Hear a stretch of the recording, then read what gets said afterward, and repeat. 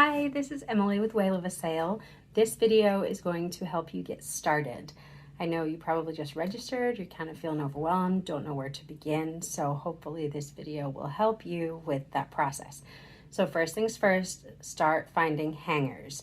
If you don't have enough at home, which you probably don't, start asking your friends and your neighbors and groups that you're in if anybody has any hangers. You can also go to local stores such as Carter's or Old Navy. I know they sometimes let you have them. And then you can try dry cleaners too. The most important thing about hangers is just making sure that they're size appropriate. You don't want a hanger that's too big for the garment. So the nice thing about Whale of a Sale is that you can use any hanger. So that makes it easier when you're trying to source hangers for free. So hangers like this would work. This is obviously the better option for children's clothing. It's sized very appropriately. It's easy to safety pin pants onto the same hanger to make an outfit. This would definitely work, but just be aware of the size of this hanger. So it's not really going to work very well for like newborn onesies. We don't want to stretch out the clothes.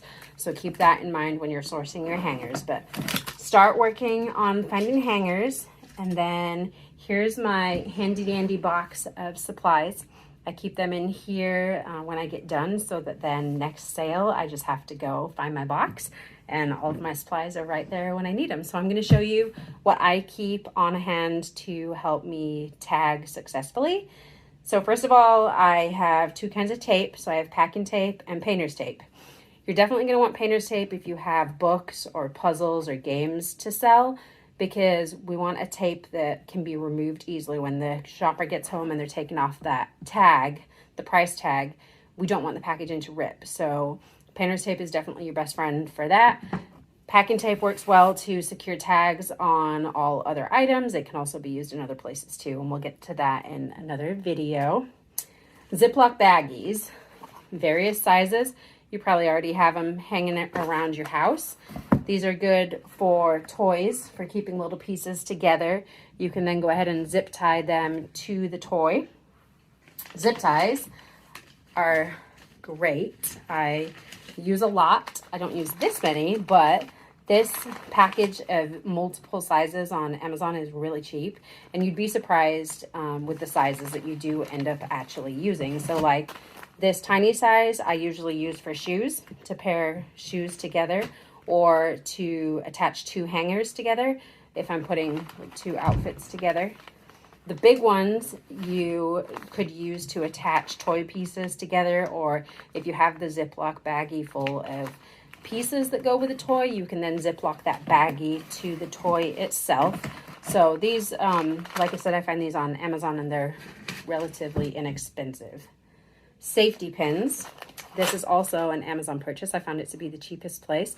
There's about 500 in here, and these are sized 1.5 inches. I find that to be the best size. It doesn't hurt your fingers when you're trying to use them. It's the perfect size, and it fits well on the hangers. So those are great.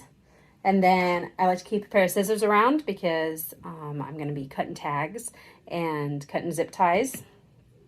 I keep a lint roller around just because I want my items to look the best that they can. So I want to get any fuzz or fur baby hair off them. I do keep a Sharpie and some trash bags in here. We'll get to that in a video about dropping your items off. But this is how I group my clothes items together in sizes. I put the trash bags around the clothes, and then with a Sharpie, I write on it what size clothes I have in the bag, so that just makes drop off easier. Magic erasers are going to be your best friend if you're selling shoes. These can really make the difference on being able to add a couple more dollars to your price tag, or just making sure your shoes sell in general. They really make a difference. And then to attach your tags to your clothing items, you can use safety pins, or you can invest in a tagging gun, which is not too expensive, and if you're going to be consigning sale after sale, it might be the better option. It does leave larger holes, so we'll get to that later in another video about where to tag so that we're not leaving holes in the garment itself. But a tagging gun might be a good investment for you. And then if you're selling toys, they have to have working batteries. So just make sure you have batteries around to replace those if you might need that. So I hope that helps get you started and not feel so overwhelmed. After that, once you've got all your clothes and everything ready, I like to sort them into piles. So I'm going to separate out my genders, and then I'm going to sort them into piles by size. And then from there, I start pairing my items up to make outfits or bundles. We do recommend bundling because the minimum price to sell an item at Whale of a Sale is $3, and the hang-in limit is 150 items.